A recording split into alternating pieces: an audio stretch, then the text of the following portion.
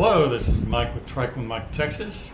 Today I'm not riding a trike, but I am going to tell you a sea story, and I'm at sea. Some of you know I was a submarine sailor during the Cold War with the United States Navy. We went lots of places. This particular story is about Japan.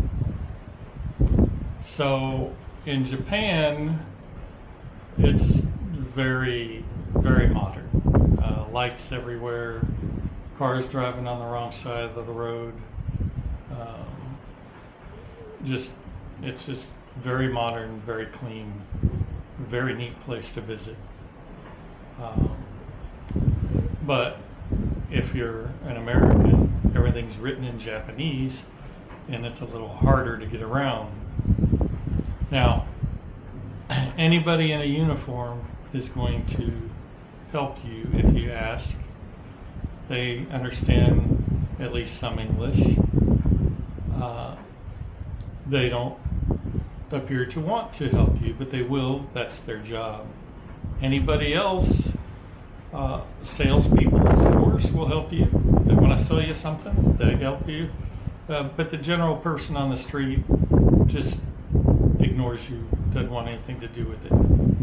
So we were wanting to go from Yokosuka to Yokohama, and to get there we were going to go by train. Police officers showed us where the train station was because it wasn't apparent. Then we went to the train station. A little conductor guy in there helped us buy tickets for Yokosuka or for Yokohama and back. And not that he wanted to, it was his job, because you couldn't read the instructions on any of the machines. They were all Japanese. And then he pointed us towards the right platform for the train. And so we get up there on the platform. Again, it's all Japanese, and there's multiple names on the platform for different trains. And so again, we were lost, not knowing where we were going.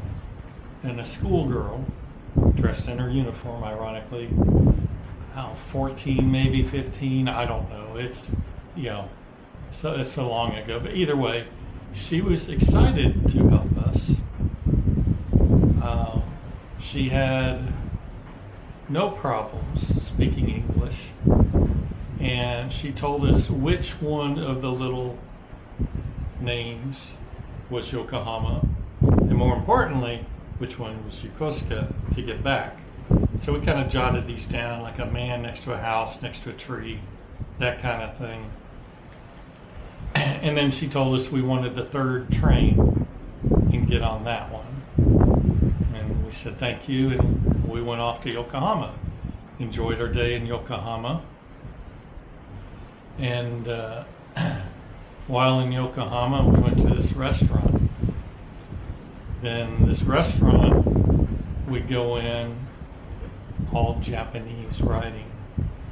So we're looking at each other like, oh, that's a bummer. Well, in each restaurant, McDonald's included, in the windows in Japan, whatever they have on the menu is plasticized out in the display case in the front window. So everything they have on their menu, there's a plastic representation that looks real in the window. And so we're sitting there looking at each other, and then we looked over at the front door, and this was at a mall.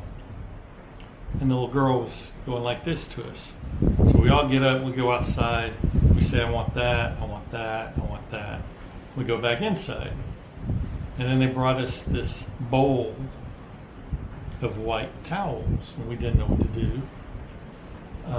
But we looked around, saw somebody else. They were wiping their hands off before they ate with these moist, hot towels. One of the guys that was with us was the mechanic on the boat. And, you know, it doesn't matter what you do, wash your hands. If you're a mechanic, you're always getting dirt off your hands. So we're wiping our hands with these towels, and he wiped it with his towels. And his towel was mostly black. And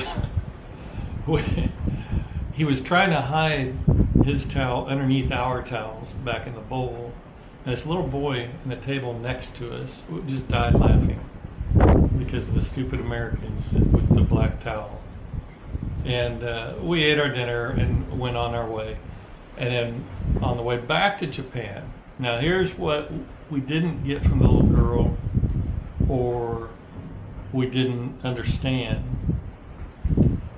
You know, all the trains in our case, they were all the same color. They were all red trains, so didn't help you. But in the front of the train was the name, and that's what helped you get to where you're going. But what we did not know when we went out there is she put us on an express train. So there are three types of train. There's express, which has the letters are all green. Then there's black and red, and I don't remember which is which, but the black, let's just say the black was the slowest.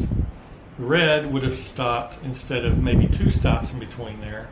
Might have had 5 stops in between Yokohama and Yokosuka. And then the black one went to the first red stop, turned left, went through some neighborhood for 20, 30 minutes, came back, went to the next red stop, went to some neighborhood for 20, 30 minutes, came back, went to the next red stop, and did that. And so by the second loop of those, we had gotten on one of those trains. By the second loop of those, some businessmen looked at us and says, I don't think y'all are on the right train because we're going out in neighborhoods where these guys lived. And I said, well, this doesn't look like anything like when we went to Yokohama. He goes, where y'all going? I said, Yokosuka. He says, you need to get off at the next main stop, get off the train, wait for a red train, go to the next red stop, get off that train, and then wait for a green train, and then take that on in. And so we did that and finally ended up back in Yokosuka. So, know before you go. It will help you out a lot. But appreciate the girl that helped us. Otherwise, who knows how the rest of the day would have gone. But thanks for watching.